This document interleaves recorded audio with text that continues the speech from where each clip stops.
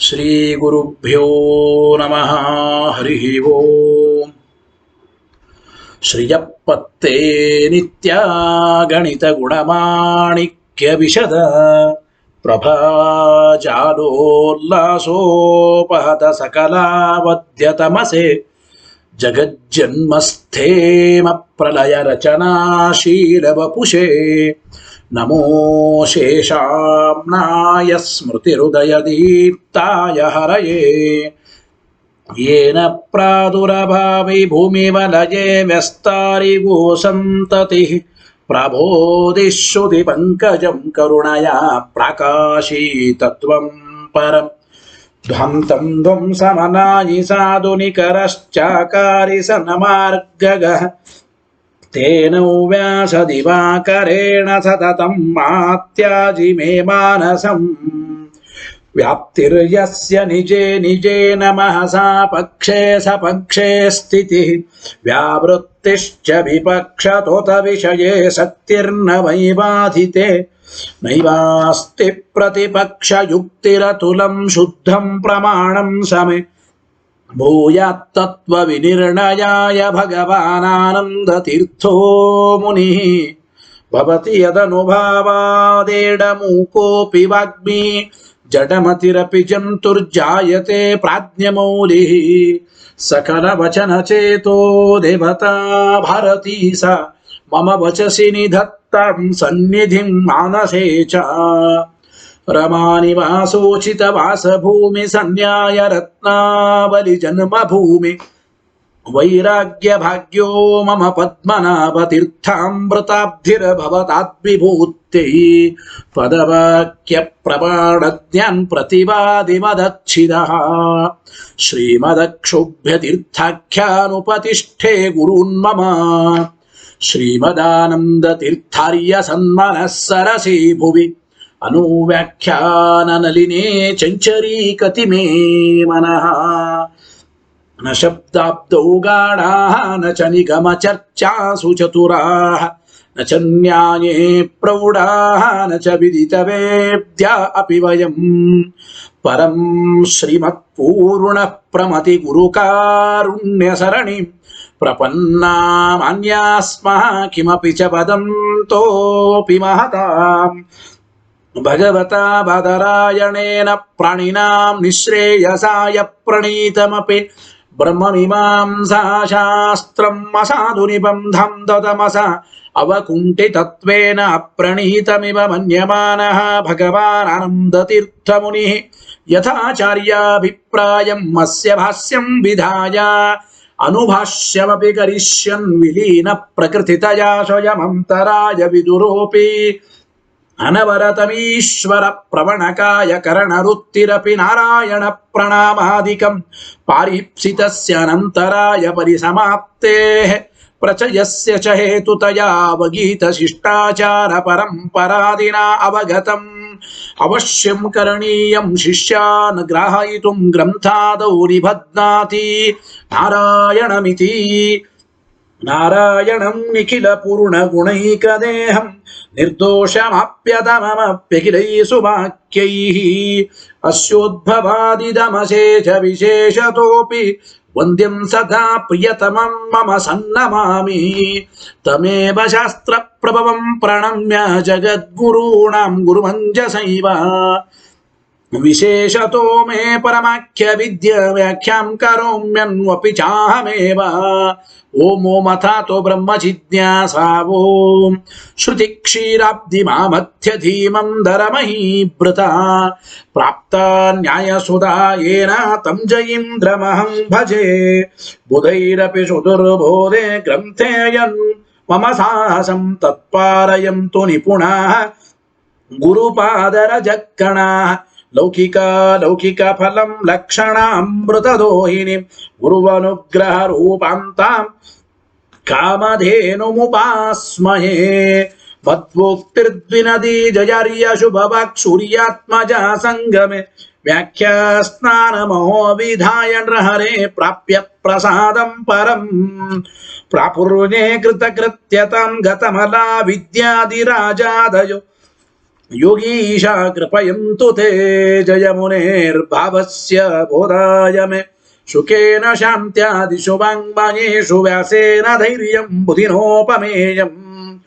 ಮನೋಜಜಿತ್ಯ ಮನಸಾಮ್ಯಪತ್ಯ ರಘುತ್ತಮಾಖ್ಯಂ ಸ್ವಗುರುಂ ನಮಾಮಿ ತದಗ್ಧಂ ಯಸ್ಯ ಕೌಪೀನಂ ಅಗ್ನೌ ದತ್ತಮಪಿ ಸ್ಫುಟಂ ವೇದೌ ವ್ಯಾಸ ಗುರುಂ ನಮುಮಿ ಶ್ರೀವೇದೇಶ ನಮಸ್ಕೃತಂ ಸತ್ಯನಾಥ ಗುರು ಪಾತು ಯೋಧೀರೋ ನವಚಂದ್ರಿಕಾಂ ನವಾಮೃತ ಗದಾ ತೀರ್ಥ ತಾಂಡವಾನಿ ವ್ಯಚೀಕೃಪತ ಆರೂಢ ಸಹಸಾ ಯತೀಂದ್ರ ಪದಮೀಂ ಗತ್ವಾ ಚ ವಾರಾಣಸಿ ತತ್ರತ್ಯಾನ್ ಕುಮತ ಪ್ರಚಾರ ನಿರತಾನದ್ವೈತ ದಿಗ್ಧಂತಿನಃ ಪ್ರೌಢಾರ್ಥೇ ವಚನೆ ಸುಯುಕ್ತಿ ಖಚಿತೈ ಸಂಭೀಷಯನ್ಮೋದಯನ್ ಸತ್ಯಧ್ಯಾನ ಸುಖೇ ಸರೀ ವಿಜಯತೆ ಪಾದಾಸಿತ ಶ್ರೀಪತೆ ಪ್ರಾವೋಚದ್ಯೋತಿಕಂ ನ್ಯಾಯ ಸುಧಾ ವಾಕ್ಯಾರ್ಥ ಚಂದ್ರಿಕಾಂ ಸತ್ಯ ಪ್ರಜ್ಞ ಗುರುರ್ದದ್ಯಾತ್ ಪ್ರಜ್ಞಾಂ ವೈದಾಂತಿಕಿಂ ಸದಾ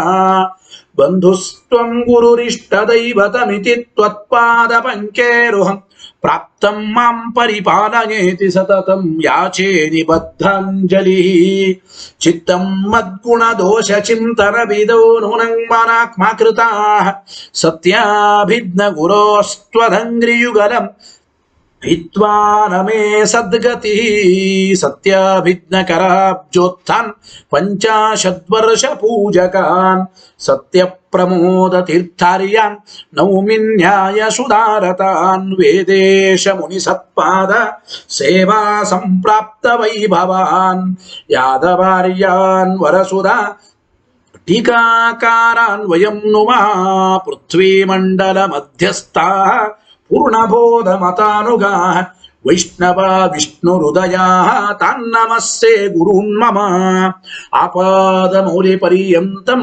ಗುರುಣಾಮಾಕೃತಿಂ ಸ್ಮರೇತ್ ತೇನ ವಿಘ್ನಾಃ ಪ್ರಣಶ್ಯಂತಿ ಸಿದ್ಧ್ಯಂತಿ ಚ ಮನೋರಥಾಃ ಪೃಥ್ವೀ ಮಂಡಲ ಮಧ್ಯಸ್ಥಾಃ ಪೂರ್ಣಬೋಧ ಮತಾನುಗಾಃ ವೈಷ್ಣವ ವಿಷ್ಣು ಹೃದಯ ತಾನ್ನಮಸ್ಸೆ ಗುರುನ್ ಮಮ. ಎರಡು ಬಾರಿ ಆಯಿತು, ಇರಲಿ. ಶುಭಾನ್ ಧ್ಯಾಯಂತಿ ಏಕಾಮಾನ್ ಗುರುದೇವ ಪ್ರಸಾದಜಾನ್ ಇತರಾನ್ ಆತ್ಮಪಾಪೋತ್ಥಂ ತೇಷಾಂ ವಿದ್ಯಾ ಫಲಿಷ್ಯತಿ ಯೈರಹಂ ಶುಕವತ್ ಸಮ್ಯಕ್ ಶಿಕ್ಷಿತೋಸ್ಮಿ ಕೃಪಾಲುಭಿಃ ಶ್ರೀಮತ್ ಸತ್ಯಾತ್ಮತೀರ್ಥಾರ್ಯಾನ್ ವಂದೇ ವಿದ್ಯಾ ಗುರುನ್ ಮಮ ಸತ್ಪ್ರಮೋದ ಕೃಪಾಪಾತ್ರಂ ಜಗತ್ಪೂಜ್ಯ ಮಹಾಗುರುಂ ಸದಾ ಸಚ್ಛಾಸ್ತ್ರ ನಿರತಂ ಶ್ರೀ ಸತ್ಯಾತ್ಮ ಗುರುಂ ಭಜೆ. ಸ್ವಸ್ತ್ಯಸ್ತು ಸತಾಮಖಿಲ ಸನ್ಮಂಗಲಾನಿ ಭವಂತು. ಶ್ರೀ ಗುರುಭ್ಯೋ ನಮಃ. ಹರಿ ಓಂ. ಹಿಂದೆ ನಾವು ಪೂರ್ವ ಪಕ್ಷಿಗಳು ಮುಖ್ಯ ಪ್ರಾಣನಿಗೆ ಹೇಳಿದ ಧರ್ಮಗಳು ಜೀವನಾದಿ ಹೇತುತ್ವ, ಚೇಷ್ಟಾ ಪ್ರದತ್ವ, ಸರ್ವಜೀವ ಭೋಗ ಕಾರಣತ್ವ ಮತ್ತು ಇಂದ್ರಿಯ ಪ್ರೇರಕತ್ವ, ಇವೆಲ್ಲ ಧರ್ಮಗಳು ಕೂಡ ಮುಖ್ಯವಾಗಿ ಪರಮಾತ್ಮನಿಗೆ ಕೂಡುತ್ತವೆ. ಪರಮಾತ್ಮನೇ ಇಲ್ಲಿ ಮುಖ್ಯವಾಗಿ ಪ್ರಾಣ ಪ್ರಾಣ ಎಂಬ ಶಬ್ದದಿಂದ ವಾಚ್ಯ ಎಂಬ ವಿಚಾರವನ್ನ ಹಿಂದೆ ಹೇಳಿದ್ದೇವೆ. ಇಲ್ಲಿ ಪ್ರಾಣಾಧಿಕರಣದಲ್ಲಿ ಕೆಲವು ಬೇರೆ ಬೇರೆ ವಾದಿಗಳು ಪ್ರಾಣಾಧಿಕರಣದ ವಿಷಯವನ್ನ ಬೇರೆ ರೀತಿಯಾಗಿ ತಿಳಿಸ್ತಾ ಇದ್ದಾರೆ. ಪ್ರಾಣಾಧಿಕರಣದಲ್ಲಿ ನಾವು ತೆಗೆದುಕೊಂಡ ವಿಷಯವಾಕ್ಯ ತೈತ್ತರೀಯದಲ್ಲಿ ಹೇಳಲ್ಪಡುತ್ತದೆ ಅಂತ ಹೇಳಿದ್ದೀವಿ. ತದ್ವೈತ್ವಂ ಪ್ರಾಣೋ ಅಭವ ಮಹಾನ್ ಭೋಗ ಪ್ರಜಾಪತೆ ಭುಜಕ್ಕರಿಷ್ಯಮಾಣ ಯದ್ದೇವಾನ್ ಪ್ರಾಣಯೋ ನವಾ. ಈ ವಾಕ್ಯ ನಾವು ಈ ಪ್ರಾಣಾಧಿಕರಣಕ್ಕೆ ಮುಖ್ಯವಾಗಿ ವಿಷಯವಾಕ್ಯ ಅಂತ ನಾವು ಹೇಳಿದ್ದಾಯಿತು. ಪೂರ್ವ ಪಕ್ಷ ಸಿದ್ಧಾಂತ ಎಲ್ಲವನ್ನು ಹೇಳಿ ಆಯಿತು. ಪರಕೀಯರು ಈ ಪ್ರಾಣಾಧಿಕರಣಕ್ಕೆ ಬೇರೆದೇ ವಿಷಯವಾಕ್ಯ ಉಂಟು ಅಂತ ತಿಳಿಸಿಕೊಡ್ತಾ ಇದ್ದಾರೆ. ಅಂದ್ರೆ ಪರಕೀಯರು ಬೇರೆ ವಿಷಯವಾಕ್ಯವನ್ನು ಅವರು ಹೇಳ್ತಾ ಇದ್ದಾರೆ. ಅಂದ್ರೆ ಮೊದಲು ಪ್ರಾಚೀನ ವೃತ್ತಿಕಾರರು ಅಂತ ಕರೆಯುತ್ತಾರೆ. ಪ್ರಾಚೀನ ವೃತ್ತಿಕಾರರು ಈ ಪ್ರಾಣಾಧಿಕರಣಕ್ಕೆ ಒಂದು ವಾಕ್ಯವನ್ನ ಇದು ವಿಷಯವಾಕ್ಯ ಅಂತ ಹೇಳ್ತಾರೆ. ಇದು ವಿಷಯವಾಕ್ಯ ಅಂತ ಹೇಳಲಿಕ್ಕೆ ಆಗೋದಿಲ್ಲ, ಸಂಶಯ ಪೂರ್ವ ಪಕ್ಷಗಳೇ ಹುಟ್ಟೋದಿಲ್ಲ. ಆದ್ರಿಂದ ಪ್ರಾಚೀನ ವೃತ್ತಿಕಾರರು ಹೇಳತಕ್ಕಂಥ ವಿಷಯ ವಾಕ್ಯ ಸರಿಯಾದದ್ದಲ್ಲ ಅಂತ ಹೇಳಿ, ಇನ್ನು ಮಾಯಾವಾದಿಗಳು ಛಾಂದೋಗ್ಯೋಪನಿಷತ್ತಿನಲ್ಲಿ ಬರತಕ್ಕಂಥ ಒಂದು ವಾಕ್ಯ ಈ ಪ್ರಾಣಾಧಿಕರಣದ ವಿಷಯ ವಾಕ್ಯ ಅಂತ ಅವ್ರು ಹೇಳ್ತಾರೆ. ಮಾಯಾವಾದಿಗಳು ಹೇಳುವ ಈ ವಿಷಯ ವಾಕ್ಯವೂ ಸರಿಯಲ್ಲ ಅಂತ ನಾವು ಪ್ರತಿಪಾದನೆ ಮಾಡ್ತೇವೆ. ಏನು ನೋಡಿ, ಪರಕೀಯರು ಹೇಳುವ ವಿಷಯ ವಾಕ್ಯ ಯುಕ್ತವಾದದ್ದಲ್ಲ ಅಂತ ಖಂಡನೆ ಮಾಡುವ ವಿಚಾರ ಏನು?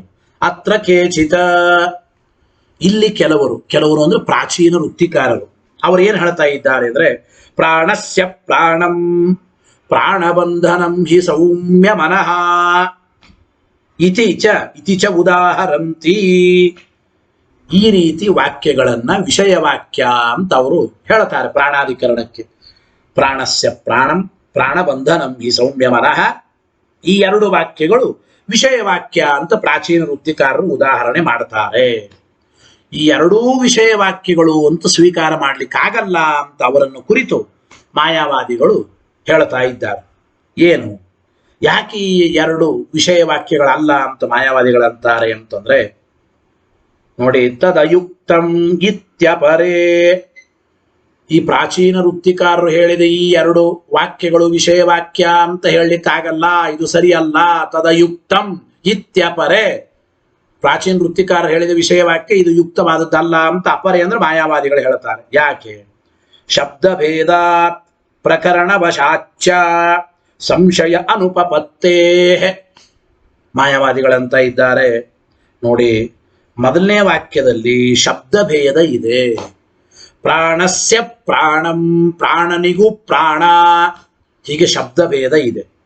ಆದ್ರಿಂದ ಇದು ಹೇಳಲಿಕ್ಕಾಗಲ್ಲ. ಹೇಗೇನು ಮುಂದೆ ವಿವರಣೆ ಕೊಡ್ತಾರೆ, ಮೊದಲು ಹೇಳ್ತೇನೆ. ಶಬ್ದಭೇದ ಇರೋದ್ರಿಂದ ಮೊದಲನೇ ವಾಕ್ಯ ಈ ಅಧಿಕರಣಕ್ಕೆ ವಿಷಯ ವಾಕ್ಯವಾಗೋದಿಲ್ಲ. ಒಂದು, ಪ್ರಾಣಬಂಧನಂ ಹಿ ಸೌಮ್ಯ ಮನಃ ಎಂಬ ಎರಡನೇ ವಾಕ್ಯ ಇದು ಬ್ರಹ್ಮ ಪ್ರಕರಣವೇ ಆಗಿದೆ.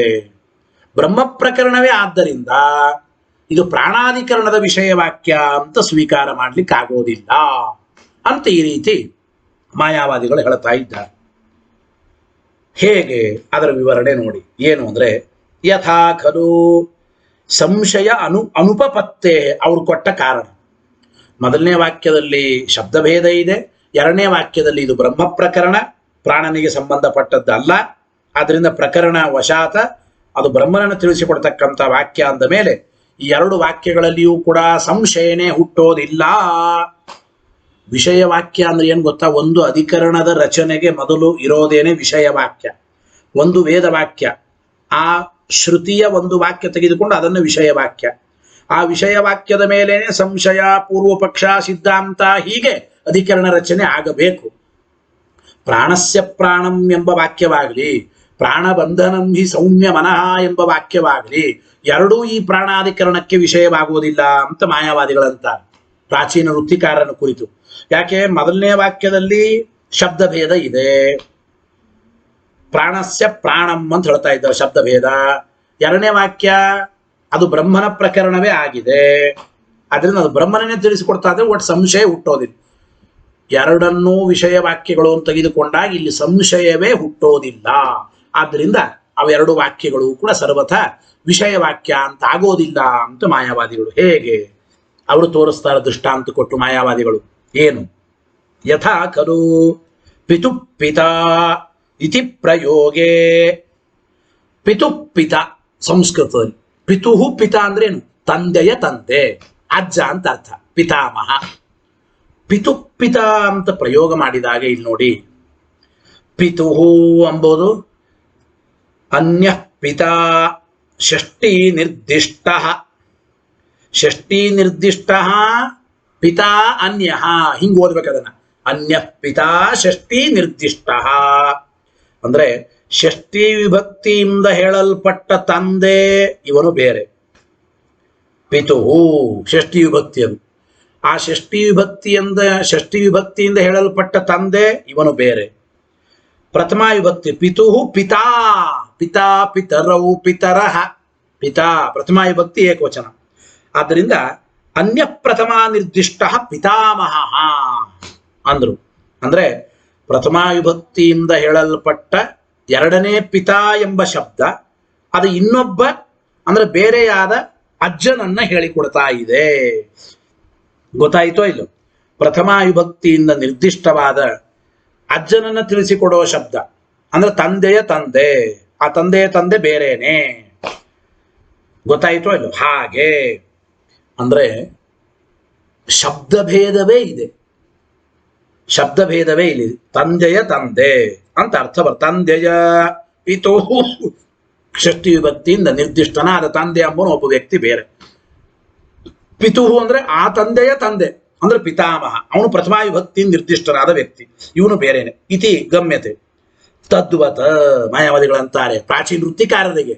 ತದ್ವತ ಅದೇ ರೀತಿ ಪ್ರಾಣಸ್ಯ ಪ್ರಾಣಂ ಪ್ರಾಣಸ್ಯ ಪ್ರಾಣಂ ಅಂತ ಹೇಳಿ ಶಬ್ದಭೇದಾತ ಪ್ರಾಣಸ್ಯ ಪ್ರಾಣಂ ಈ ವಾಕ್ಯದಲ್ಲಿಯೂ ಕೂಡ ಶಬ್ದಭೇದ ಇದೆ.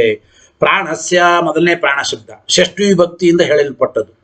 ಷಷ್ಠಿ ವಿಭಕ್ತಿಯಿಂದ ಹೇಳಲ್ಪಟ್ಟ ಪ್ರಾಣಸ್ಯ ಎಂಬ ಮೊದಲನೇ ಶಬ್ದದಿಂದ ಒಬ್ಬ ಪ್ರಾಣ ತೋರ್ತಾನೆ. ಆಮೇಲೆ ಪ್ರಾಣ ಅಂತ ಹೇಳುವಾಗ ಪ್ರಾಣಸ್ಯ ಪ್ರಾಣಂ ಅಂತ ಪ್ರಥಮ ವಿಭಕ್ತಿ ನಿರ್ದಿಷ್ಟವಾದ ಪ್ರಾಣ ಶಬ್ದಕ್ಕೆ ಹೀಗೆ ಎರಡು ಪ್ರಾಣ ಶಬ್ದಗಳಿವೆ. ಎರಡು ಪ್ರಾಣ ಶಬ್ದಗಳಿರೋದ್ರಿಂದ ಪ್ರಸಿದ್ಧ ಪ್ರಾಣನಗಿಂತ ಅನ್ಯನಾದವನೇ ಪ್ರಾಣ. ಪ್ರಾಣಸ್ಯ ಪ್ರಾಣ ಪ್ರಾಣನಿಗೂ ಪ್ರಾಣ ಅಂತ ನಿಶ್ಚಯವಾಗುತ್ತದೆ. ಪ್ರಾಣನಿಗೂ ಪ್ರಾಣ ಒಬ್ಬ ವ್ಯಕ್ತಿ ಇದ್ದಾನೆ. ಪ್ರಾಣಸ್ಯ ಪ್ರಾಣ ಶಬ್ದವೇ ಬೇರೆ ಬೇರೆ ಇದೆ, ಇಲ್ಲಿ ಸಂಶಯನೇ ಬರೋದಿಲ್ಲ. ಪ್ರಾಣನಿಗೆ ಪ್ರಾಣನಾದವನೂ ಒಬ್ಬನಿದ್ದಾನೆ. ಗೊತ್ತಾಯಿತೋ ಇಲ್ಲ? ಆದ್ದರಿಂದ ಪ್ರಸಿದ್ಧ ಪ್ರಾಣನಿಗಿಂತಲೂ ಇನ್ನೊಬ್ಬ ಪ್ರಾಣ ಅಂಬೋನಿದ್ದಾನೆ ಅಂತ ನಿಶ್ಚಯವಾದಂತಾಯಿತು. ವಾಕ್ಯ ಅದನ್ನು ನೋಡಿ. ಶಬ್ದಭೇದ ಪ್ರಾಣಾದನ್ಯ ಪ್ರಾಣಸ್ಯ ಪ್ರಾಣ ಇತಿ ನಿಶ್ಚೀಯತೆ. ಇಲ್ಲಿ ಎಲ್ಲ ಒಂದನ್ನೇ ಹೇಳ್ತಾ ಇದ್ದಾರೆ. ಪ್ರಾಣ ಅಂದ್ರೆ ಮುಖ್ಯ ಪ್ರಾಣ ಈಶ್ವರ, ಇಬ್ಬರು ಒಂದೇ ಅಂದ್ರೆ ಹಂಗೆ ಹೇಳಲಿಕ್ಕಾಗಲ್ಲ. ನಹಿ ಸಯೇವ ತಸ್ಯ ಇತಿ ಭೇದ ನಿರ್ದೇಶ ಭವತಿ. ಅದನ್ನೇ ತಿಳಿಸ್ಕೊಡ್ತಾ ಇದ್ದಾರೆ ನೋಡಿ. ಒಬ್ಬನೇ ವ್ಯಕ್ತಿಯನ್ನು ಕುರಿತು ಅವನು ಅಂತಲ್ಲಿ ಬರ್ತದ. ತಸ್ಯ ಸಹ, ತಸ್ಯ ಅಂದ್ರೆ ಅವನ, ಸಹ ಅಂದ್ರೆ ಅವನು. ಒಬ್ಬನೇ ವ್ಯಕ್ತಿಯನ್ನ ಇಟ್ಟುಕೊಂಡು ತಸ್ಯ ಸಹ ಅವನು ಹೀಗೆ ಭೇದವನ್ನು ನಿರ್ದೇಶ ಮಾಡ್ಲಿಕ್ಕೆ ಬರೋದಿಲ್ಲ. ಭೇದವನ್ನು ನಿರ್ದೇಶ ಮಾಡ್ಲಿಕ್ಕೆ ಬರೋದಿಲ್ಲ. ಆದ್ರಿಂದ ಪ್ರಾಣಸ್ಯ ಪ್ರಾಣ ಅಂದ್ರೆ ಈ ಪ್ರಸಿದ್ಧ ಪ್ರಾಣನಿಗಿಂತಲೂ ಭಿನ್ನನಾದ ಇನ್ನೊಬ್ಬ ಪ್ರಾಣ ಇದ್ದಾನೆ ಅಂತ ಇಷ್ಟು ಅರ್ಥ ಈ ವಿಷಯ ವಾಕ್ಯದಲ್ಲಿ ನಿರ್ಣಯವಾಯಿತು. ಗೊತ್ತಾಯಿತು? ನಿರ್ಣಯವಾಯಿತು. ಆಕೆ ಒಂದು ಮಾತು ಬರೀತಾರೆ. ಏನು ಅಂದ್ರೆ ಯಸ್ಯ ಚ ಪ್ರಕರಣೆ ಯೋ ನಿರ್ದಿಶ್ಯತೆ ನಾಮಾಂತರೇಣಾಪಿ ಸಯೇವ ತತ್ ಪ್ರಥಮ ನಿರ್ದಿಷ್ಟ ಇತಿ ಗಮ್ಯತೆ. ಒಂದು ಮಾತು ಹೇಳ್ತಾ ಇದ್ದಾರೆ ಯಾವಾಗಲೂ ಕೂಡ. ಅವನು ಅಂತಂಬೋ ಪ್ರಯೋಗ ಹೆಂಗೆ ಕೂಡಲ್ವೋ, ಒಬ್ಬನೇ ವ್ಯಕ್ತಿನೇ ಅವನು ಅಂತ ಹೇಳಿ ಬರ್ತಾ. ಹಾಗಾದ್ರೆ ಇಬ್ಬರು ವ್ಯಕ್ತಿ ಬೇರೆ ಬೇರೆ ಇದ್ದಾರೆ. ಇಲ್ಲಿ ಶಬ್ದವೂ ಭೇದ ಇದೆ. ಪ್ರಾಣಸ್ಯ ಪ್ರಾಣ ಪ್ರಸಿದ್ಧ ಪ್ರಾಣಗಿಂತಲೂ ಇನ್ನೊಬ್ಬ ಪ್ರಾಣ ಇದ್ದಾನೆ ಅಂತೆ ಇಲ್ಲಿ ಹೇಳ್ದಂಗೆ ಆಯಿತು. ಯಾಕೆ ಅಂದ್ರೆ ಒಂದು ಮಾತಿದೆ ನೋಡಿ. ಯಾವ ಪ್ರಕರಣದಲ್ಲಿ ಒಂದು ನಾಮದಿಂದ ಒಬ್ಬನನ್ನ ಹೇಳ್ತಾರೆ. ಈಗ ಒಂದು ಪ್ರಕರಣ ಇದೆ, ಒಂದು ಹೆಸರಿನಿಂದ ಒಬ್ಬ ವ್ಯಕ್ತಿಯನ್ನ ಹೇಳ್ತಾರೆ.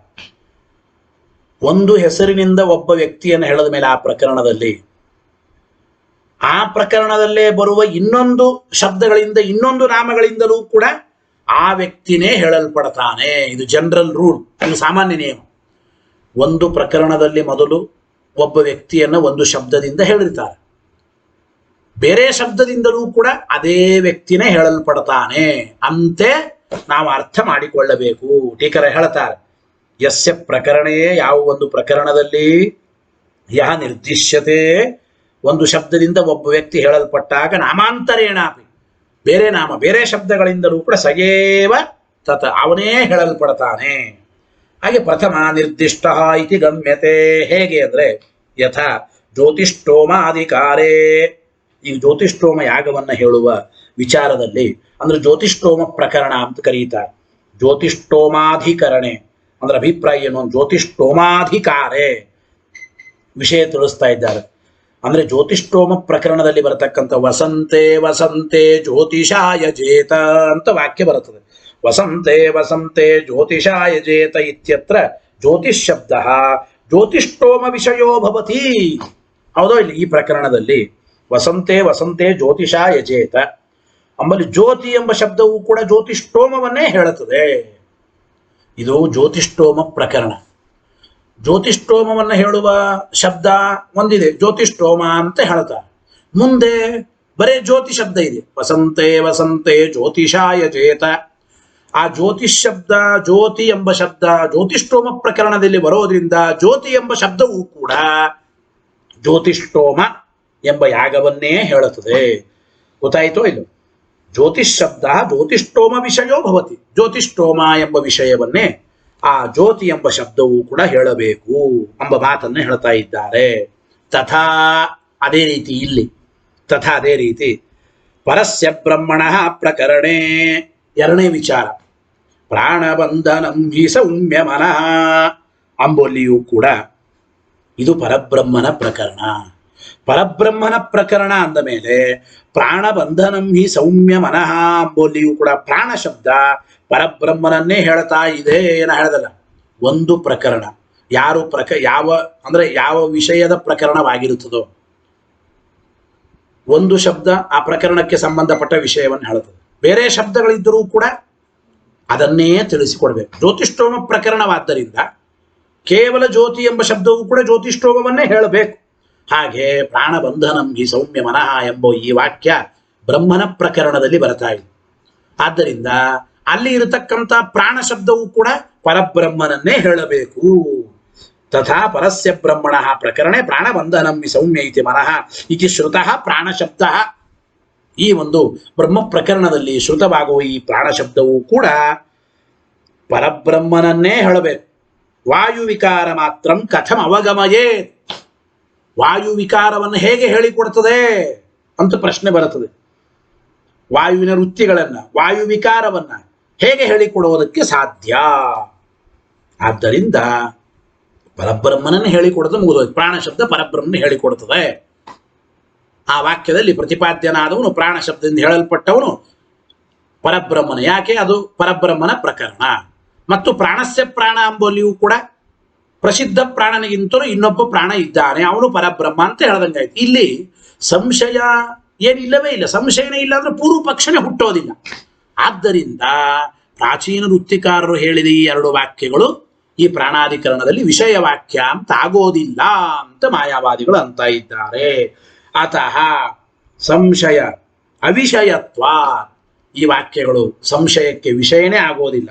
ಆದ್ರೆ ನ ಏತದುದಾಹರಣಂ ಯುಕ್ತಂ, ಆದ್ದರಿಂದ ಈ ಎರಡು ವಾಕ್ಯಗಳು ಈ ಪ್ರಾಣಾಧಿಕರಣಕ್ಕೆ ವಿಷಯ ವಾಕ್ಯ ಅಂತ ಸರ್ವಥಾ ಆಗೋದಿಲ್ಲ, ವಿಷಯ ವಾಕ್ಯ ಅಂತ ಆಗೋದಿಲ್ಲ ಎಂಬ ಮಾತನ್ನು ಹೇಳ್ತಾ ಇದ್ದಾರೆ. ಇದಾದ ಮೇಲೆ ಹಾಗಾದ್ರೆ ಏನು ಮಾಯಾವಾದಿಗಳು ತಾವು ಹೇಳ್ತಾರೆ? ಹಾಗಾದ್ರೆ ಪ್ರಾಣಾಧಿಕರಣಕ್ಕೆ ಯಾವುದು ವಿಷಯ ವಾಕ್ಯ ಅಂದ್ರೆ ನಾವು ದ್ವೈತಿಗಳು ಹೇಳಿದಂತೆ ತದ್ವೈತ್ವಂ ಪ್ರಾಣೋ ಅಭವ ಎಂಬುದು ವಿಷಯ ವಾಕ್ಯ ಅಲ್ಲ. ಪ್ರಾಚೀನ ವೃತ್ತಿಕಾರರು ಹೇಳಿದ ಪ್ರಾಣಸ್ಯ ಪ್ರಾಣಂ ಅಥವಾ ಪ್ರಾಣಬಂಧನಂ ಹಿ ಸೌಮ್ಯ ಮನಃ ಎಂಬ ವಾಕ್ಯವು ವಿಷಯ ವಾಕ್ಯವಾಗುವುದಿಲ್ಲ. ಹಾಗಾದ್ರೆ ಮಾಯಾವಾದಿಗಳು ಹೇಳುವ ವಿಷಯ ವಾಕ್ಯ ಯಾವುದು ಅಂದ್ರೆ ಅವರಂತಾರೆ ಕಿಂತು ಪ್ರಸ್ತೋತರಿಯಾ ದೇವತಾ ಪ್ರಸ್ತಾವಂ ಅನ್ವಾಯತ್ತಾ ಎಂಬ ಈ ವಾಕ್ಯ ವಿಷಯ ವಾಕ್ಯವಾಗುತ್ತದೆ ಅಂತ ಇದ್ದಾರೆ. ಛಾಂದೋಗ್ಯೋಪನಿಷತ್ತಿನಲ್ಲಿ ಬರತಕ್ಕಂಥ ವಾಕ್ಯ ಇದು. ಪ್ರಸ್ತೋತರಿಯಾ ದೇವತಾ ಪ್ರಸ್ತಾವಂ ಅನ್ವಾಯತ್ತಾ ಅಂತ ಆರಂಭ ಮಾಡಿ ಒಂದು ವಾಕ್ಯ ಮುಂದೆ ಹೇಳಲ್ಪಡುತ್ತದೆ. ಕಥಮ ಸಾ ದೇವತಾ ಇತಿ ಪ್ರಾಣ ಇತಿ ಹೋವಾಚ ಸರ್ವಾಣಿ ಹವಾಯಿಮಾನಿ ಭೂತಾನಿ ಪ್ರಾಣಮೇವ ಅಭಿಶಂಬಿಷಂತಿ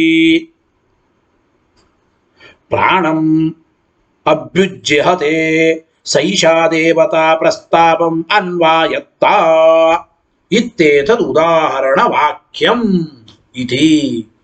ಈ ವಾಕ್ಯ ವಿಷಯ ವಾಕ್ಯರೇ ಪ್ರಾಣಾಧಿಕರಣಕ್ಕೆ ಅಂತ ಮಾಯಾವಾದಿಗಳು ಹೇಳ್ತಾ ಇದ್ದಾರೆ. ಏನು ಈ ವಾಕ್ಯದಲ್ಲಿ ಏನು ವಿಷಯ ಇದೆ, ಈ ವಾಕ್ಯದಿಂದ ಏನು ಸಂದೇಹ ಬರುತ್ತದೆ, ಅವ್ರ ಮಾಯಾವಾದಿಗಳು ವಿವರಣೆ ಮಾಡ್ತಾ ಇದ್ದಾರೆ.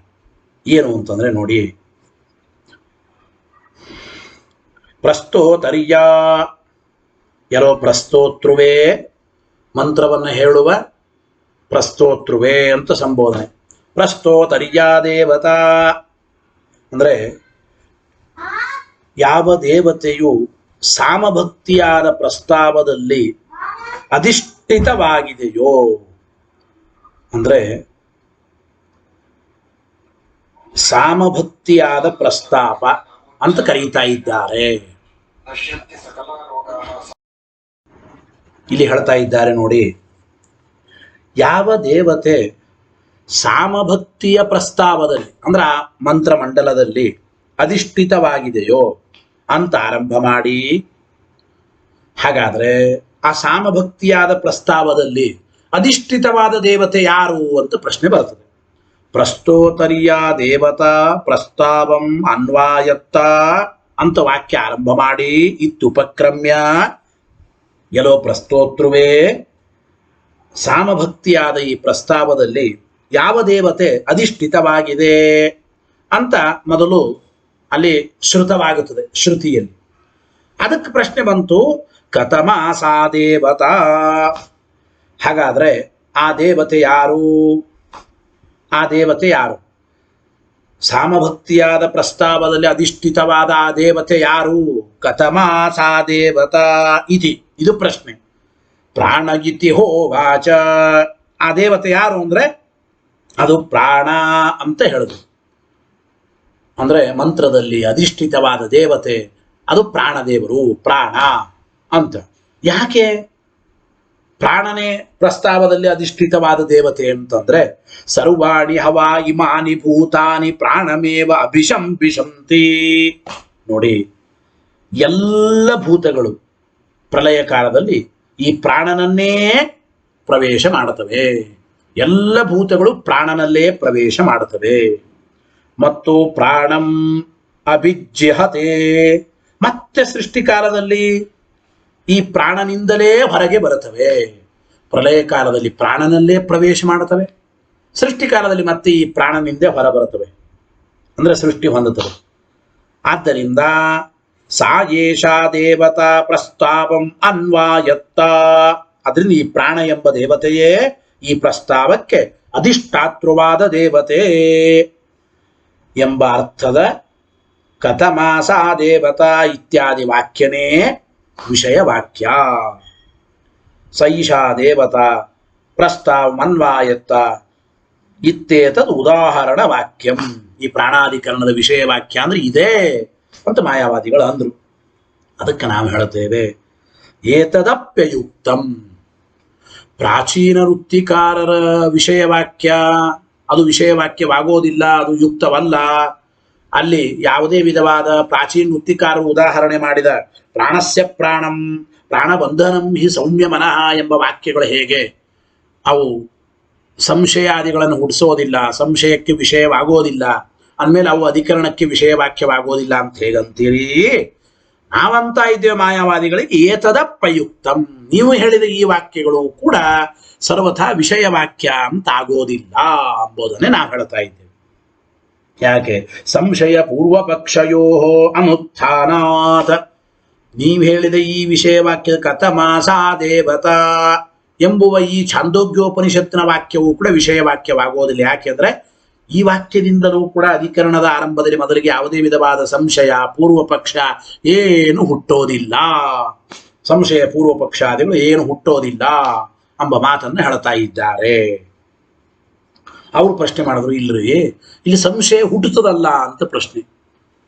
ಇಲ್ಲಿ ಸಂಶಯ ಇದೆ ಅಲ್ಲ, ಈ ವಿಷಯ ವಾಕ್ಯವನ್ನು ಇಟ್ಟುಕೊಂಡು ಈ ರೀತಿಯಾದ ಸಂಶಯ ಇದೆ ಅಂತ ಹೇಳಬಹುದಲ್ಲ ಅಂತ ಮತ್ತೆ ಮಾಯಾವಾದಿಗಳ ಪ್ರಶ್ನೆ. ಏನು ಅಂದ್ರೆ, ನಾನು ಪ್ರಾಣಬಂಧನಂ ಹಿ ಸೌಮ್ಯ ಮನಃ ಪ್ರಾಣಸ್ಯ ಪ್ರಾಣಂ ಇತಿ ಚ ಏವಮಾದೌ ಬ್ರಹ್ಮ ವಿಷಯ ಪ್ರಾಣಶಬ್ದ ದೃಶ್ಯತೆ. ಇಲ್ಲಿ ನೋಡಿ, ಹಿಂದಿನ ಪ್ರಾಚೀನ ವೃತ್ತಿಕಾರರು ಹೇಳಿದ ವಾಕ್ಯಗಳಲ್ಲಿ ಪರಬ್ರಹ್ಮನನ್ನೇ ಹೇಳಿಕೊಡತಕ್ಕಂತಹ ಪ್ರಾಣ ಶಬ್ದ ಇದೆ, ಹೌದೋ ಇಲ್ಲೋ? ಅಲ್ಲಿ ಪರಬ್ರಹ್ಮನನ್ನು ಹೇಳಿಕೊಡತಕ್ಕಂತಹ ಪ್ರಾಣ ಶಬ್ದ ಇದೆ. ಮತ್ತು ವಾಯು ವಿಕಾರೇತು ಪ್ರಸಿದ್ಧ ಲೋಕವೇದಯೋಹೋ ಅಂದ್ರೆ ಅಭಿಪ್ರಾಯ, ಹಿಂದಿನ ಎರಡು ವಾಕ್ಯಗಳಲ್ಲಿಯೂ ಕೂಡ ಅಂದ್ರೆ ನಾವು ಹೇಳ್ತಾ ಇದ್ದೇವೆ ಅಲ್ಲಿ ಹೇಳುವಾಗ ಏನು ಅಂದ್ರೆ ಪ್ರಾಣಬಂಧನಂ ಹಿ ಸೌಮ್ಯ ಮನಃ ಅಂಬೋಲಿಯೂ ಕೂಡ ಪ್ರಾಣಸ್ಯ ಪ್ರಾಣಂ ಎಂಬ ಎರಡು ವಾಕ್ಯಗಳಲ್ಲಿಯೂ ಕೂಡ ಪ್ರಾಣ ಶಬ್ದ ಇದೆ, ಬ್ರಹ್ಮ ವಿಷಯಕವಾದ ಪ್ರಾಣ ಶಬ್ದ ಇದೆ. ಅದೇ ಪ್ರಾಣ ಶಬ್ದ ಲೋಕದಲ್ಲಿ ಅಂದ್ರೆ ಲೌಕಿಕವಾದ ವ್ಯವಹಾರ ಅಂದ್ರೆ ಪೌರುಷೇಯವಾದ ವಾಕ್ಯಗಳು ಮತ್ತು ವೇದಗಳಲ್ಲಿ ವಾಯು ವಿಕಾರದಲ್ಲಿ ಪ್ರಾಣ ಶಬ್ದ ಪ್ರಸಿದ್ಧವಾಗಿದೆ. ವಾಯು ವಿಕಾರೇತು ಪ್ರಸಿದ್ಧ ಲೋಕ ವೇದಯು ಅತಃ ಪ್ರಾಣ ಶಬ್ದೇನ ಕತರಸ್ಯ ಉಪಾದಾನಂ ಇತಿ ಭವತಿ ಸಂಶಯ. ಹಾಗಾದ್ರೆ ಪ್ರಾಣ ಶಬ್ದದಿಂದ ಯಾರನ್ನು ತಗೋಬೇಕು? ಈ ಪ್ರಸಿದ್ಧವಾದ ವಾಯು ವಿಕಾರವನ್ನು ತಗೋಬೇಕೋ ಅಥವಾ ಮುಖ್ಯ ಪ್ರಾಣನನ್ನು ತಗೋಬೇಕೋ ಎಂಬುವ ಸಂಶಯ, ಪರಮಾತ್ಮನನ್ನು ತಗೋಬೇಕು ಎಂಬ ಸಂಶಯ ಬಂದೇ ಬರ್ತದಲ್ಲ ಅಂತ ಪ್ರಶ್ನೆ ಮಾಡಿದ್ರೆ ಇದು ಸರಿಯಲ್ಲ ಅಂದ್ರು. ಕತರಸ್ಯ ಉಪಾದಾನ ಅಂದ್ರೆ ಏನು? ವಾಯು ವಿಕಾರವನ್ನು ಪ್ರಾಣ ಶಬ್ದದಿಂದ ತಗೋಬೇಕು, ಮುಖ್ಯ ಪ್ರಾಣನನ್ನು ತಗೋಬೇಕು, ಗೊತ್ತಾಯ್ತು ಇಲ್ಲ, ಬ್ರಹ್ಮನನ್ನು ತಗೋಬೇಕು ಎಂಬುವ ಈ ರೀತಿ ಅಂದ್ರೆ ಪ್ರಸಿದ್ಧವಾಗಿ ವಾಯು ವಿಕಾರದಲ್ಲಿ ಪ್ರಾಣ ಶಬ್ದ ಇದೆ, ಆದರೆ ಬ್ರಹ್ಮ ಪ್ರಕರಣ ಅದನ್ನು ಬ್ರಹ್ಮನನ್ನು ತಗೋಬೇಕೋ ಅಥವಾ ಪ್ರಸಿದ್ಧವಾದ ವಾಯು ವಿಕಾರವನ್ನು ತಗೋಬೇಕೋ ಪ್ರಾಣ ಶಬ್ದದಿಂದ ಯಾರನ್ನು ತಗೋಬೇಕು ಎಂಬ ಸಂಶಯ ಉಂಟಾಗುತ್ತದಲ್ಲ. ಅಂದ್ರೆ ಮೈವಂ ಹೀಗಾಗಪ್ಪ ಹೇಳ್ತಾರೆ, ಹಂಗ ಅನ್ಕೋಬೇಡ, ಮಾ ಏವಂ ಈ ಸಂಶಯ ಬರೋದೇ ಇಲ್ಲ ಅಂದ್ರು. ಪ್ರಾಣ ವಿಕಾರನನ್ನು ತಗೋಬೇಕು ಪ್ರಾಣ ಶಬ್ದದಿಂದ, ಬ್ರಹ್ಮನನ್ನು ತಗೋಬೇಕು ಅನಬೇಡ, ಈ ಸಂಶಯನೇ ಬರಲ್ಲ ಅಂತ ನಾವು ಹೇಳ್ತಾ ಇದ್ದೇವೆ. ಯಾತಕ್ಕೆ? ವಾಯು ವಿಕಾರೆ ದೇವತಾ ಶಬ್ದಸ್ಯ ಪ್ರಸ್ತಾವಂ ಅನ್ವಾಯತತ್ವಸ್ಯ ಚ ಅಸಂಭವಾತ್. ನೋಡಿ, ವಾಯು ವಿಕಾರನೋ ಬ್ರಹ್ಮನೋ ಎಂಬ ಸಂಶಯ ಬರೋದೇನು ಮೊದಲು. ಯಾಕೆ ಅಂದ್ರೆ ಇಲ್ಲಿ ಯಾವ ಧರ್ಮ ಹೇಳ್ತಾ ಇದ್ದಾರೆ? ಇಲ್ಲಿ ಕಥಮಾಸಾ ದೇವತಾ, ಆ ಪ್ರಸ್ತಾವದಲ್ಲಿ ಅಧಿಷ್ಠಾತೃವಾದ ದೇವತೆ ಯಾರು, ದೇವತೆ ಯಾರು ಅಂತ ಕೇಳ್ತಾ ಇದ್ದಾರೆ. ದೇವತಾ ಶಬ್ದ ಜಡವಾದ ವಾಯು ವಿಕಾರದಲ್ಲಿ ಪ್ರಯೋಗ ಇದೆಯಾ? ಇಲ್ಲವೇ ಇಲ್ಲ. ವಾಯು ವಿಕಾರನೋ ಅಥವಾ ಪ್ರಸಿದ್ಧವಾದ ಬ್ರಹ್ಮನೋ ಅಂತ ಪ್ರಶ್ನೆನೇ ಬರೋದಿಲ್ಲ. ಅದನ್ನೇ ಹೇಳಿದ್ರು ನೋಡಿ. ಅಂದ್ರೆ ವಾಯು ವಿಕಾರದಲ್ಲಿ ಇಲ್ಲಿಯ ಪ್ರಾಣನಿಗೆ ಹೇಳ್ತಕ್ಕಂಥ ದೇವತಾ ಶಬ್ದ ಅಂಬುದು ಜಡವಾದ ವಾಯು ವಿಕಾರದಲ್ಲಿ ಹೇಳಲಿಕ್ಕೆ ಬರೋದಿಲ್ಲ ಒಂದು. ಮತ್ತು ಪ್ರಸ್ತಾವ ಅಧಿಷ್ಠಾತೃತ್ವ ಎಂಬುದು ಕೂಡ ಸರ್ವಥಾ ಬರಲಿಕ್ಕೆ ಸಾಧ್ಯವಿಲ್ಲ. ದೇವತಾ ಶಬ್ದ ಮತ್ತು ಮಂತ್ರಾಧಿಷ್ಠಾತೃತ್ವ ಇದು ಚೇತನನಿಗೆ ಮಾತ್ರ ಉಪಪನ್ನವಾಗುತ್ತದೆ. ಅದನ್ನೇ ಬರೀತಾ ಇದ್ದಾರೆ ನೋಡ್ರಿ. ದೇವತಾ ಶಬ್ದಸ್ಯ ಮತ್ತು ಪ್ರಸ್ತಾವಂ ಅನ್ವಾಯತತ್ವಸ್ಯ ಚ ಅಸಂಭವಾತ್, ಜಡವಾದ ವಾಯು ವಿಕಾರ. ಚೇತನಸ್ಯ ಹಿ ದೇವತಾ ಶಬ್ದ, ಚೇತನಿಗೆ ಮಾತ್ರ ದೇವತಾ ಶಬ್ದ. ಮತ್ತು ಮಂತ್ರಾಧಿಷ್ಠಾನಂ, ಮಂತ್ರಕ್ಕೆ ಅಧಿಷ್ಠಾತೃತ್ವ, ಚೇತನನಿಗೆ ಮಾತ್ರ ಉಪಪನ್ನಂ. ಮಂತ್ರಾಧಿಷ್ಠಾನಂಚ ಉಪಪನ್ನಂ ಚೇತನಸ್ಯ ಹಿ. ಆದ್ದರಿಂದ ಇಲ್ಲಿ ವಾಯು ವಿಕಾರವನ್ನು ತಗೋಬೇಕು ಪ್ರಾಣನನ್ನು ತಗೋಬೇಕು ಎಂಬುವ ಸಂಶಯನೇ ಬರೋದಿಲ್ಲ. ನಿಮ್ಮ ಪಕ್ಷದಲ್ಲಿಯೂ ಕೂಡ ಸಂಶಯ ಬರೋದೇ ಇಲ್ಲ ಎಂಬ ಮಾತನ್ನು ಹೇಳ್ತಾ ಇದ್ದಾರೆ. ಮತ್ತು ಕಿಂಚ ಅತ್ರ ಭೂತಾನಾಂ ಸಂವೇಶನಂ ಉದ್ಗಮನಂಚ ಪಾರಮೇಶ್ವರಂ ಕರ್ಮ ಪ್ರತೀಯತೆ. ಇನ್ನೊಂದು ಮಾತನ್ನು ಹೇಳ್ತಾ ಇದ್ದಾರೆ. ಏನು ಅಂತಂದ್ರೆ ನೋಡಿ,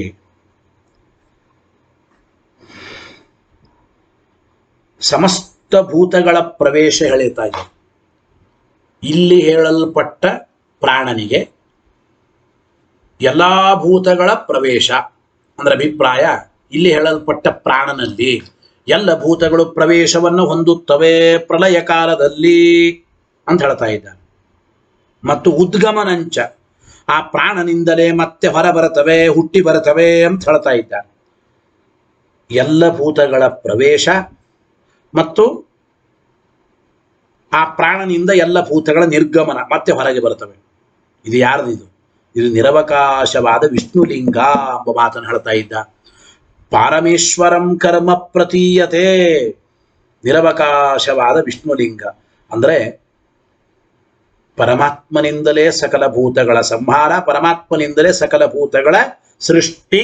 ಇದು ಪರಬ್ರಹ್ಮನ ಕ್ರಿಯೆ, ಪರಬ್ರಹ್ಮನ ಕರ್ಮವಾದ ಸೃಷ್ಟಿ ಸಂಹಾರಗಳನ್ನು ಹೇಳ್ತಾ ಇದ್ದಾರೆ. ಪರಬ್ರಹ್ಮನ ಕ್ರಿಯೆಯಾದ ಸೃಷ್ಟಿ ಸಂಹಾರಗಳು ಎಲ್ಲ ಭೂತಗಳ ಪ್ರವೇಶ, ಎಲ್ಲ ಭೂತಗಳು ಆ ಪ್ರಾಣದಿಂದ ಹೊರಬರೋದು ಅಂಬೋದು ಜಡವಾದ ವಾಯು ವಿಕಾರಕ್ಕೆ ಕೂಡ್ತದ. ಜಡವಾದ ವಾಯು ವಿಕಾರ ಭೂತಗಳ ಸೃಷ್ಟಿ ಸಂಹಾರ ಮಾಡ್ತದ? ಮಾಡೋದಿಲ್ಲ. ಅಂದ ಮೇಲೆ ನೀವು ಹೇಳುವಂತೆ ಪೂರ್ವ ಪಕ್ಷ ವಾಯು ವಿಕಾರ ಅಂತ ತೋಳ್ಲಿಕ್ಕೆ ಬರಲ್ಲ. ವಾಯು ವಿಕಾರ ಇಲ್ಲಿ ಪ್ರಾಣನೋ, ಈ ಪ್ರಾಣ ಅಂದ್ರೆ ಪರಮಾತ್ಮ ಪ್ರಾಣನೋ ಎಂಬುವ ಸಂಶಯ ಬರೋದೇ ಇಲ್ಲ ಅಂತ ಅವರಿಗೆ ನಾವು ಹೇಳ್ತಾ ಇದ್ದೇವೆ. ತೇನ ಪೂರ್ವವತ ತದ್ಗ್ರಹಣಮೇವ ಯುಕ್ತಂ. ಆದ್ದರಿಂದ ಹಿಂದೆ ಆಕಾಶಾಧಿಕರಣದಲ್ಲಿ ಹೇಳಿದಂತೆ ಆಕಾಶಾಧಿಕರಣದಲ್ಲಿ ನಿರವಕಾಶವಾದ ಅವಕಾಶ ಪ್ರದತ್ವ ಎಂಬುದು ಹೆಂಗೆ ಪರಮಾತ್ಮನ ಲಿಂಗವೋ, ಹಾಗೆ ಪ್ರಾಣಾಧಿಕರಣದಲ್ಲಿಯೂ ಕೂಡ ನಿರವಕಾಶವಾದ ಜೀವನಾದಿ ಹೇತುತ್ವ, ಚೇಷ್ಟಾ ಪ್ರದತ್ವ, ಸರ್ವಭೂತ ಸಂವೇಶನ, ಸರ್ವಭೂತಗಳ ಉದ್ಗಮನ ಇದು ಪರಬ್ರಹ್ಮನಲ್ಲೇ ಕೂಡುತ್ತದೆ. ಆದ್ದರಿಂದ ಇಲ್ಲಿ ಪ್ರಾಣ ಅಂದ್ರೆ ಪರಬ್ರಹ್ಮನನ್ನೇ ಸ್ವೀಕಾರ ಮಾಡಬೇಕು. ಸ್ಪಷ್ಟವಾಗಿ ಪರಬ್ರಹ್ಮನ ಸ್ವೀಕಾರ, ಇಲ್ಲಿ ಸಂಶಯಕ್ಕೆ ಅವಕಾಶನೇ ಇಲ್ಲ. ಗೊತ್ತಾಯಿತೋ ಇಲ್ಲ? ಸ್ಪಷ್ಟವಾಗಿ ನಿರವಕಾಶವಾದ ಪರಬ್ರಹ್ಮನ ಧರ್ಮ ಹೇಳ್ತಾ ಇದ್ದಾರೆ. ಸರ್ವಭೂತಗಳ ಪ್ರವೇಶ ಅಂದ್ರೆ ಎಲ್ಲ ಭೂತಗಳು ಸಂಹಾರ ಕಾಲದಲ್ಲಿ ಬ್ರಹ್ಮನಲ್ಲೇ ಪ್ರವೇಶ ಮಾಡ್ತವೆ. ಸರ್ವಭೂತಗಳ ಪ್ರವೇಶ ಬ್ರಹ್ಮನಲ್ಲಿ ಅಂದ್ರೆ ಇದು ಪರಬ್ರಹ್ಮನಿಗೆ ಮಾತ್ರ ಕೂಡುತ್ತದೆ. ಎಲ್ಲಾ ಭೂತಗಳು ಹುಟ್ಟುತ್ತವೆ ಆ ಪ್ರಾಣನಿಂದ ಅಂದ್ರೆ ಪರಬ್ರಹ್ಮನಿಂದ ಹುಟ್ಟುತ್ತವೆ ಅಂತ ಅರ್ಥ. ನಿಮ್ಮ ಪ್ರಕಾರ ವಾಯು ವಿಕಾರದಿಂದ ಹುಟ್ಟೋದಾಗಲಿ, ವಾಯು ವಿಕಾರದಲ್ಲಿ ಎಲ್ಲ ಭೂತಗಳು ಪ್ರವೇಶ ಮಾಡೋದಾಗಲಿ ಇಲ್ಲವೇ ಇಲ್ಲ. ಅದರಿಂದ ವಾಯು ವಿಕಾರದ ಪ್ರಶ್ನೆನೇ ಬರೋದಿಲ್ಲ, ಇಲ್ಲಿ ಸಂಶಯನೇ ಇಲ್ಲ. ಅದನ್ನು ಕುತಃ ಪೂರ್ವ ಪಕ್ಷಸ್ಯ ಅವಕಾಶ. ಆದ್ದರಿಂದ ಇಲ್ಲಿ ಪ್ರಾಣ ಅಂದ್ರೆ ವಾಯು ವಿಕಾರ ಅಂತ ಪೂರ್ವ ಪಕ್ಷ ಮಾಡ್ತೇನೆ ಅಂತ ಹೇಳೋದಕ್ಕೆ ಬರೋದೇ ಇಲ್ಲ. ನಿರವಕಾಶವಾದ ಬ್ರಹ್ಮನ ಧರ್ಮಗಳೇ ಇದ್ದಾಗ ವಾಯು ವಿಕಾರ ಅಂತ ಹೇಳಿ ನಾ ಮೊದಲು ಪೂರ್ವ ಪಕ್ಷ ಮಾಡ್ತೇನೆ ಅಂತ ಅಲ್ಲಿಕ್ಕೆ ಬರೋದಿಲ್ಲ. ಮತ್ತು ಇನ್ನೊಂದು ಮಾತು, ಯಥೋವಾ ಇಮಾನಿ ಭೂತಾನಿ ಜಾಯಂತೆ ಇತಿ ಸರ್ವಪ್ರಾಣಿ ನಿಕಾಯಸ್ಯ ಬ್ರಹ್ಮಣ್ಯೇವ ಸಂವೇಶನಂ ತತಃ ಏವ ಉದ್ಗಮನಂಚ ಶ್ರಾವಯತಿ. ಅದನ್ನೇ ತಿಳಿಸಿಕೊಡ್ತಾ ಇದ್ದಾರೆ. ಅಂದ್ರೆ ಶ್ರುತಿನೇ ಸರ್ವ ಪ್ರಾಣಿಗಳ ಸಮೂಹಕ್ಕೂ ಸೃಷ್ಟಿಕಾಲದಲ್ಲಿ ಬ್ರಹ್ಮನಿಂದಲೇ ನಿರ್ಗಮನ, ಲಯ ಕಾಲದಲ್ಲಿ ಬ್ರಹ್ಮನಲ್ಲಿಯೇ ಪ್ರವೇಶ ಅಂತ ತಿಳಿಸ್ತಾ ಇದ್ದಾರೆ. ಅಂದ್ರೆ ಬ್ರಹ್ಮನಲ್ಲೇನೆ ಸಂವೇಶನ ಅಂದ್ರೆ ಎಲ್ಲಾ ಭೂತಗಳಿಗೆ ಪ್ರವೇಶ ಪ್ರಳಯ ಕಾಲದಲ್ಲಿ. ತತಃ ಇವ ಪರಬ್ರಹ್ಮನಿಂದಲೇ ಉದ್ಗಮನ ಅಂತ ಹೇಳ್ತಾ ಇದ್ದಾರೆ. ಶ್ರುತಿ ಇದು ತಿಳಿಸ್ತಾ ಇದೆ. ಇದು ವಾಯು ವಿಕಾರಕ್ಕೆ ಕೂಡೋದೇ ಇಲ್ಲ, ಅಂದ್ರೆ ಪ್ರಶ್ನೆನೇ ಬರೋದಿಲ್ಲ, ಸಂಭವನೇ ಇಲ್ಲ ಎಂಬ ಮಾತನ್ನು ತಿಳಿಸಿಕೊಡ್ತಾ ಇದ್ದಾರೆ. ಮತ್ತು ಸುಪ್ತಿ ಜಾಗರಯೋರಪಿ, ಸುಷುಪ್ತಿ ಮತ್ತು ಜಾಗರದ ಅವಸ್ಥೆ ಎರಡು ಅವಸ್ಥೆಗಳಲ್ಲಿಯೂ ಕೂಡ ಪರಬ್ರಹ್ಮನ ಪ್ರವೇಶ, ಪರಬ್ರಹ್ಮನಿಂದ ನಿರ್ಗಮನವನ್ನೇ ಹೇಳ್ತಾ ಇದ್ದ. ಸತಾ ಸೌಮ್ಯತದಾ ಸಂಪನ್ನೋ ಭವತಿ. ಇದೇ ಮೊದಲಾದ ಶ್ರುತಿಗಳಲ್ಲಿ ಸುಪ್ತ್ಯವಸ್ಥೆ, ಜಾಗೃತ ಅವಸ್ಥೆಯಲ್ಲಿ ಸಕಲ ಜೀವರು ಪರಬ್ರಹ್ಮನಲ್ಲೇ ಪ್ರವೇಶ ಮಾಡಿ ಪರಬ್ರಹ್ಮನಿಂದಲೇ ಹೊರಗೆ ಬರ್ತಾರೆ ಅಂಬೋದನ್ನೇ ಹೇಳ್ತಾ ಇದ್ದಾರೆ. ಅಂದ್ರೆ ನಿರವಕಾಶವಾದ ಪರಬ್ರಹ್ಮನ ಧರ್ಮಗಳೇ ಇಲ್ಲಿವೆ. ಆದ್ದರಿಂದ ಸರ್ವಥಾ ಇಲ್ಲಿ ನಾವು ವಾಯು ವಿಕಾರವನ್ನು ಪೂರ್ವ ಪಕ್ಷ ಮಾಡಿಕೊಂಡು ಆಮೇಲೆ ಪ್ರಾಣನನ್ನು ನಾವು ಸಿದ್ಧಾಂತ ಮಾಡ್ತೇವೆ ಅಂತ ಹೇಳಲಿಕ್ಕೆ ಅವಕಾಶನೇ ಇಲ್ಲ. ಮೊದಲು ಪೂರ್ವ ಪಕ್ಷ ಮಾಡಲಿಕ್ಕೆ ಬರೋದಿಲ್ಲ ಎಂಬ ಮಾತನ್ನು ತಿಳಿಸಿಕೊಡ್ತಾ ಇದ್ದಾರೆ. ಇಷ್ಟು ಹೇಳಿದರು. ಇದಾದ ಮೇಲೆ ಪ್ರಶ್ನೆ, ಹಂಗಲ್ರಿ ಅವರಂತಾರೆ ಮುಖ್ಯ ಪ್ರಾಣನೇ ಪ್ರಾಣ ಶಬ್ದದಿಂದ ವಾಚ್ಯ ಅಂತ ಹೇಳೋ ಮಾಯವಾದಿಗಳಂತಾರೆ. ನಾನು ಮುಖ್ಯ ಪ್ರಾಣೆ ಸಂವೇಶನ ಉದ್ಗಮನೆ ದೃಶ್ಯತೆ ಇಲ್ರಿ, ಎಲ್ಲ ಜೀವರಿಗೆ ಮುಖ್ಯ ಪ್ರಾಣನಲ್ಲಿ ಪ್ರವೇಶ, ಮುಖ್ಯ ಪ್ರಾಣನಿಂದ ಹೊರಬರೋದು ಅಂಬೋದು ತೋರ್ತದಲ್ಲ, ಕಾಣಿಸ್ತದಲ್ಲ. ಶ್ರುತಿ ಇದೆ. ಯದಾ ವೈ ಪುರುಷ ಸ್ವಪಿತಿ ಪ್ರಾಣಂ ತರ್ಹಿ ವಾಗಪ್ಪೇತಿ ಪ್ರಾಣಂ ಚಕ್ಷು ಪ್ರಾಣಂ ಮನಃ ಪ್ರಾಣಂ ಶ್ರೋತ್ರಂ ಯದಾ ಪ್ರತಿಬುಧ್ಯತೆ ಪ್ರಾಣಾದೇವ ಅದಿ ಪುನಃ ಜಾಯಂತೆ ಇತಿ. ಮಾಯವಾದಿಗಳಂತಾರೆ ಪರಮಾತ್ಮನಲ್ಲಿ ಎಲ್ಲ ಜೀವರಿಗೆ ಪ್ರವೇಶ, ಪರಮಾತ್ಮನಿಂದಲೇ ಎಲ್ಲ ಜೀವರು ಹೊರಗೆ ಬರ್ತಾರೆ ಅಂತ ನೀವು ಹೇಗೆ ಹೇಳ್ತೀರೋ, ಮುಖ್ಯ ಪ್ರಾಣನಲ್ಲಿಯೂ ಕೂಡ ಪ್ರಳಯ ಕಾಲದಲ್ಲಿ ಸಕಲ ಜೀವರ ಸಂವೇಶನ ಪ್ರವೇಶ ಲಯ, ಸೃಷ್ಟಿ ಕಾಲದಲ್ಲಿ ಆ ಮುಖ್ಯ ಪ್ರಾಣನಿಂದಲೇ ಹೊರಬರ್ತಾರೆ ಉದ್ಗಮನ ಎಂಬುದು ಹೇಳ್ತಾ ಇದ್ದಾರೆ. ಶ್ರುತಿಯಲ್ಲೇನೆ ಎಲ್ಲಿ ಅಂತಂದ್ರೆ ಯದಾ ವೈ ಪುರುಷ ಶ್ವಪಿತಿ, ಯಾವಾಗ ಪುರುಷನು ಸುಷುಪ್ತಿಯಲ್ಲಿ ಮಲಗುತ್ತಾನೋ ಆವಾಗ ವಾಗೀಂದ್ರಿಯವು ಪ್ರಾಣನಲ್ಲಿ ಲಯವನ್ನು ಹೊಂದುತ್ತದೆ. ತರ್ಹಿ ಪ್ರಾಣಂ ವಾಗಪ್ಪೇತಿ, ವಾಗೀಂದ್ರಿಯ ಪ್ರಾಣನಲ್ಲೇ ಲಯ ಹೊಂದುತ್ತದೆ. ವಾಗೀಂದ್ರಿಯ ಮಾತ್ರ ಅಲ್ರಿ, ಪ್ರಾಣಂ ಚಕ್ಷು, ಪ್ರಾಣಂ ಮನಃ, ಪ್ರಾಣಂ ಶ್ರೋತ್ರಂ, ಚಕ್ಷುರಿಂದ್ರಿಯ, ಮನೋರೂಪ ಇಂದ್ರಿಯ, ಶ್ರೋತ್ರೇಂದ್ರಿಯ ಎಲ್ಲವೂ ಕೂಡ ಪ್ರಾಣನಲ್ಲೇ ಲಯ ಹೊಂದುತ್ತವೆ. ಆಮೇಲೆ ಯದಾ ಪ್ರತಿಬುದ್ಧ್ಯತೆ, ಯಾವಾಗ ಪುರುಷನು ಪ್ರಬೋಧವನ್ನು ಹೊಂದುತ್ತಾನೆ ಆವಾಗ ಪ್ರಾಣಾದೇವ ಅಧಿ ಪುನಃ ಜಾಯಂತೆ, ಆ ಪ್ರಾಣನಿಂದಲೇ ಪುನಃ ಅವುಗಳು ಅಂದರೆ ಚಕ್ಷುರಿಂದ್ರಿಯ, ವಾಗೀಂದ್ರಿಯ, ಶ್ರೋತ್ರೇಂದ್ರಿಯ, ಮನೋರೂಪ ಇಂದ್ರಿಯ ಎಲ್ಲವೂ ಹೊರಬರುತ್ತವೆ ಅಂತ ಶ್ರುತಿಯಲ್ಲಿ ಹೇಳ್ತಾ ಇದ್ದಾರೆ.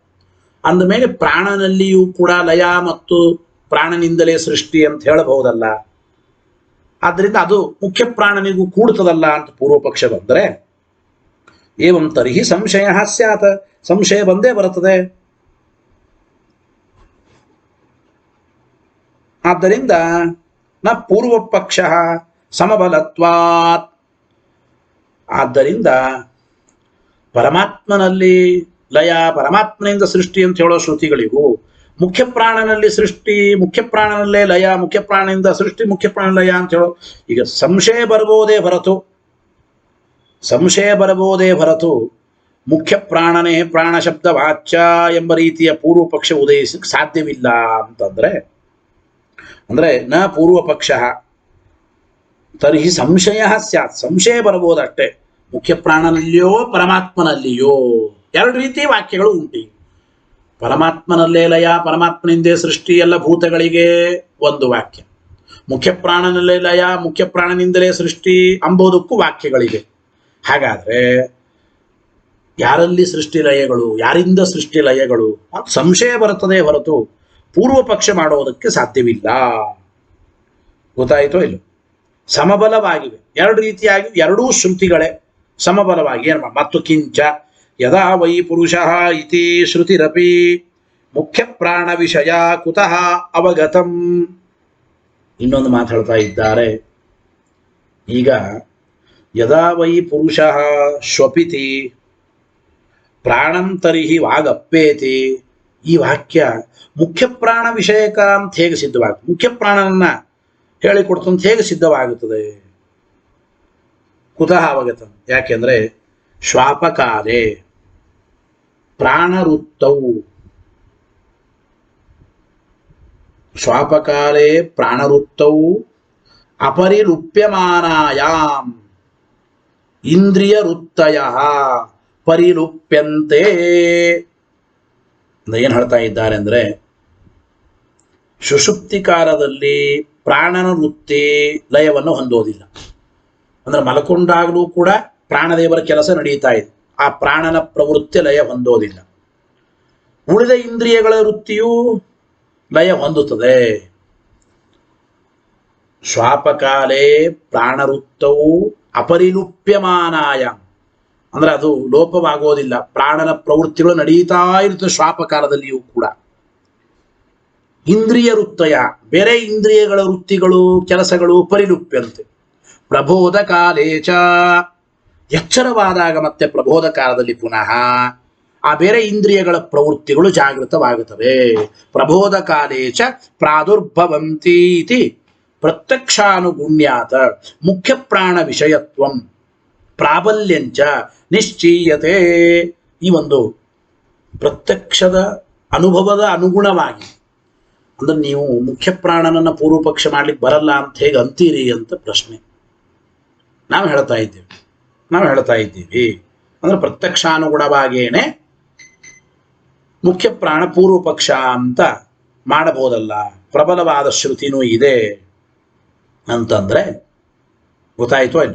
ಈ ಪ್ರತ್ಯಕ್ಷಾನುಗುಣವಾಗಿ ಮುಖ್ಯ ಪ್ರಾಣ ವಿಷಯಕವಾಗಿ ನಾವು ಹೇಳಬಹುದು, ಎಲ್ಲ ಶ್ರುತಿಗಳು ಮುಖ್ಯ ಪ್ರಾಣ ವಿಷಯವಾಗಿ ಹೇಳ್ತಾ ಇವೆ ಅಂತ ನಿಶ್ಚಯ ಮಾಡಬಹುದು. ಇತ್ತೀಚೆಯನ್ನ ಹಂಗನಬೇಡಿ. ಯಾಕೆ ಅಂದ್ರೆ ಇಂದ್ರಿಯಾಣಾಂ ಅತೀಂದ್ರಿಯಾಣಾಂ ಮುಖ್ಯ ಪ್ರಾಣೆ ಸಂವೇಶನ ಉದ್ಗಮನಯೋ ಅಪ್ರತ್ಯಕ್ಷತ್ವಾತ್. ಹಂಗೆ ಹೇಳಲಿಕ್ಕೆ ಬರಲ್ಲ. ಅಂದು ಪ್ರತ್ಯಕ್ಷಾನುಗುಣವಾಗಿ ಮುಖ್ಯ ಪ್ರಾಣನಲ್ಲಿ ಇದು ಪ್ರಾಣ ಶಬ್ದದಿಂದ ಪ್ರಾಣ ಅಂತ ನಾವು ತಗೋತೇವೆ ಅಂತ ಅಲ್ಲಿಗೆ ಬರಲ್ಲ ಅಂದ್ರು. ಯಾಕೆ ಅನುಮಾನದಿಂದ ಮುಖ್ಯ ಪ್ರಾಣನಲ್ಲಿ ಪ್ರವೇಶ ನಿರ್ಗಮನಗಳನ್ನ ಸಾಧನ ಮಾಡ್ತೇವೆ ಎಂಬುದು ಸರಿಯಲ್ಲ. ಅಂದ್ರೆ ಪ್ರತ್ಯಕ್ಷಾನುಗುಣ ಅಲ್ಲಿ ಹೇಳಿದ್ರು.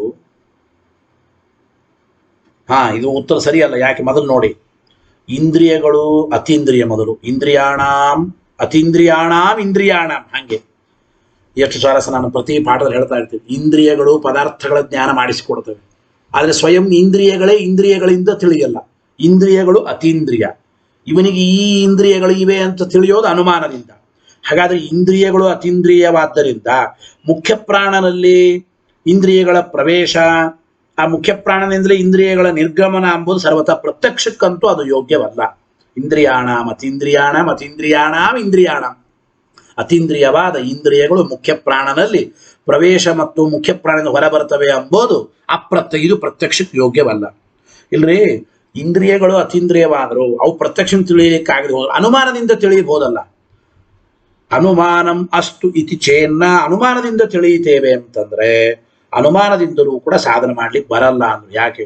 ಪರಮಾತ್ಮನೋಪಿ ಅಪರಿಲುಪ್ಯಮಾನಸ್ಯ ವಿದ್ಯಮಾನತ್ವೇನ ಅವಧಾರಣ ಅನುಪಪತ್ತೇ.